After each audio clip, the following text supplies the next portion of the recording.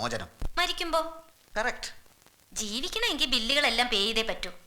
ഞാനൊരു കാര്യം പറയട്ടെ, വിജയേട്ട ഒരു പാവ. വിജയേട്ടനെ വഷളാക്കുന്നത് സത്യത്തിൽ വിജയേട്ടന്റെ സുഹൃത്തുക്കളാ. ആണോ? സംശയം എന്ത്? അവരുമായിട്ടുള്ള കൂട്ടുകെട്ട് ഒഴിവാക്കിയാൽ തന്നെ കുറെ രക്ഷപ്പെടും. ഒഴിവാക്കാം. എനിക്കും പലപ്പോഴും തോന്നാറുണ്ട്. അവരെ കണ്ടാൽ ഞാൻ എല്ലാം അങ്ങോട്ട് മറക്കും. ഇനി ഒരു ഒറ്റ എണ്ണത്തിന് ഈ പടി കയറാൻ ഞാൻ സമ്മതിക്കില്ല. എത്തിക്കഴിഞ്ഞു. ഇല്ല, ഇവന്മാരെ ഞാൻ ഇന്ന്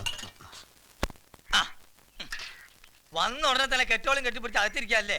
ഞങ്ങൾ കുറച്ച് ഇന്ത്യൻ പൗരന്മാർ ഇവിടെ ഉണ്ടെന്നുള്ളത് നീ മറന്നോ? സൈക്കിൾ എടുത്ത് മുറ്റത്തേക്കിടാ, മടങ്ങുമ്പോ ചിലപ്പോൾ ഇരിക്കാലോ.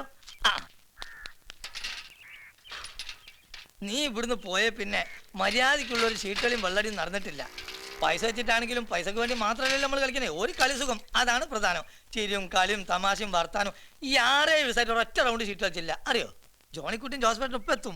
നീ വന്ന വിവരം അറിഞ്ഞ ഉടനെ ഞാൻ 2 പേരും മാഞ്ഞൂരേക്ക് വിട്ടിരിക്കുക. നല്ല ഉഗ്രം കശ്മാവും തന്നെ സംഘടിപ്പിക്കാൻ.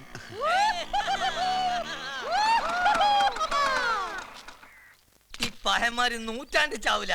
എന്താടാ വിജയ, നിനക്ക് വരുന്ന വഴിക്ക് ആ ഇഷ്ടിയക്കളം വഴി ഒന്ന് വന്നൂടായിരുന്നു?